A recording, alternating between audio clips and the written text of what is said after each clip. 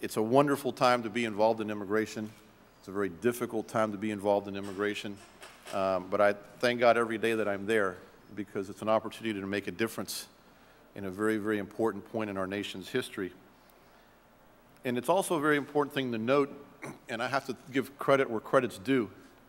The biggest proponent of immigration reform, and I would tell you that one of the most important people who recognizes the importance of the contributions of immigrants to this country is President Bush.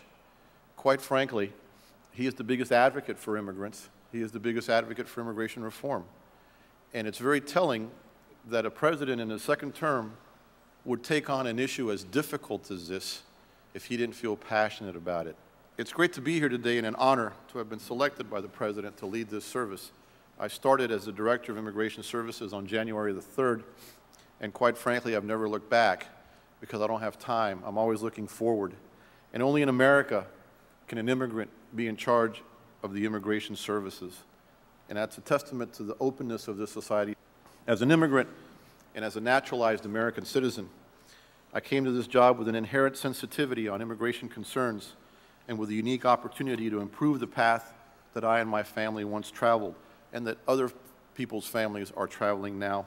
USCIS, the agency that I'm very proud to head, is one of the most exciting places in the government right now. There's no better place to be in the federal bureaucracy than at the United States Citizenship and Immigration Services because this is the hot button issue of the day. And in terms of numbers, America's facing one of the largest immigration waves in its history. And I think Ambassador Arco said it right. It is a labor migration.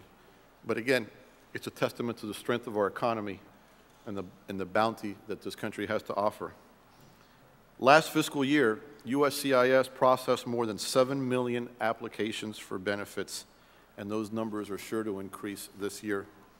As you're aware, the passage of a comprehensive immigration reform bill is also on the horizon.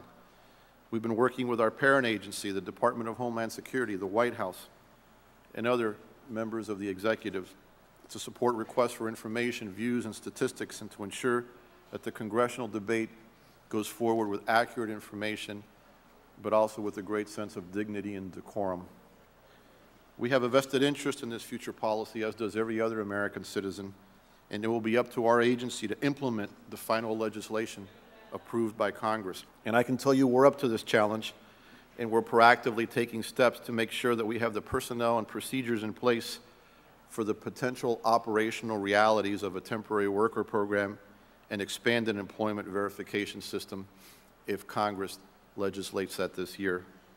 Along the same lines, we're moving forward to transform our business practices and streamline our organizational structure. We're moving from a paper-based system to an electronic platform that will enhance security and improve efficiency. At our headquarters in Washington and in our 264 offices around the world, there are more than 15,000 federal employees and contractors who are working to maintain the integrity of our national immigration system and to deliver the very best immigration services for the 21st century. There is a reason why we're part of Homeland Security, and that's because immigration is a Homeland Security issue. For every new application we receive, we electronically capture a set of fingerprints and other vital biometric data that allows us to conduct criminal background checks and national security checks. And through these advances, we've been able to decrease the potential for immigration and identity fraud, which is a real issue for us.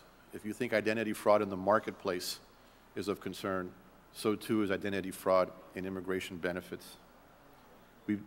We have a responsibility to the American people to maintain the integrity of the national immigration system, and we step up to the plate every single day to guarantee that integrity. My focus is on security first and foremost, and I could go on about what we're doing to make our nation safer, but those are just business decisions.